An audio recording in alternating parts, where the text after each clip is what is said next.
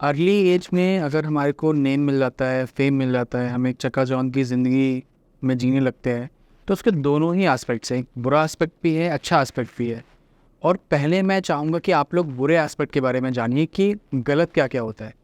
तो सबसे पहला पॉइंट है कि हमें जब फेम मिलने लगती है तो हमारे रिलेशनशिप कहीं ना कहीं स्पॉइल हो जाते हैं, क्योंकि रिलेशनशिप ऑब्वियसली बनते हैं लोगों से।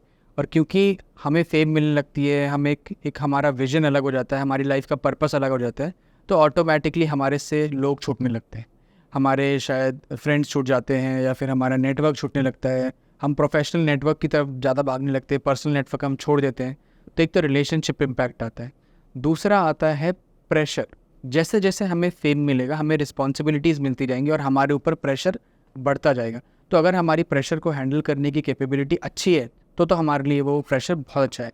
नहीं तो हमारे ऊपर प्रेशर नेगेटिवली इम्पैक्ट कर सकता है। नेक्स्ट पॉइंट है ईगो।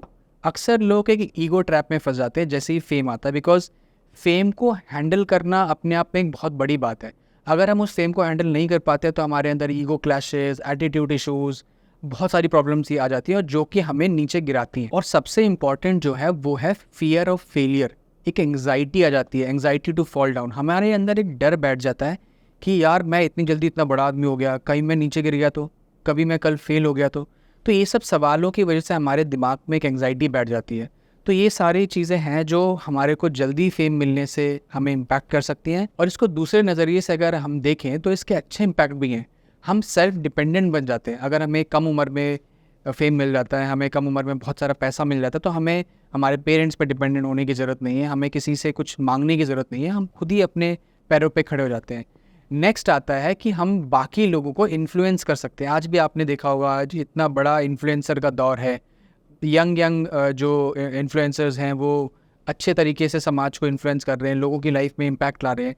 तो अगर हमें बहुत यंग एज में फेम मिल जाता है तो हम काफ़ी लोगों की ज़िंदगियों में इम्पैक्ट ला सकते हैं। और नेक्स्ट एस्पेक्ट है, हम कई लोगों के रोल मॉडल बन जाते हैं। हम लोगों की ज़िंदगियों में बदलाव लाने में एक हिस्सा प्ले करते हैं। ये हमारा एक मेजर रोल बन जाता है कि यार उसकी लाइफ में प्रॉब्लम है, उसने मुझे देखा कि ये देखो इतनी जल्दी सक्सेसफुल हो गया, और फिर हम उसकी लाइफ में एक इम्पैक्ट ला रहे हैं। तो हम एक चेंज मेकर बन के उभर के आ रहे हैं।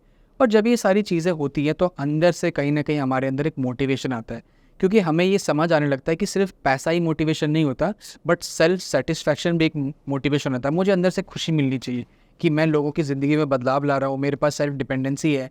तो इस तरीके से ये सारे अच्छे एस्पेक्ट्स हैं कि अगर मुझे कम उम्र में फेम मिल जाती है। तो इसी तरीके से जो अर्ली एज में, जो कम उम्र में हमें फेम मिलने की बात है, तो हमने दोनों ही नज़रियों से देखा, अच्छा नज़रिया और बुरा नज़रिया। अब ये हमारे ऊपर है कि हम किस नज़रिए को अपनाते हैं और जल्दी सक्सेसफुल होते हैं।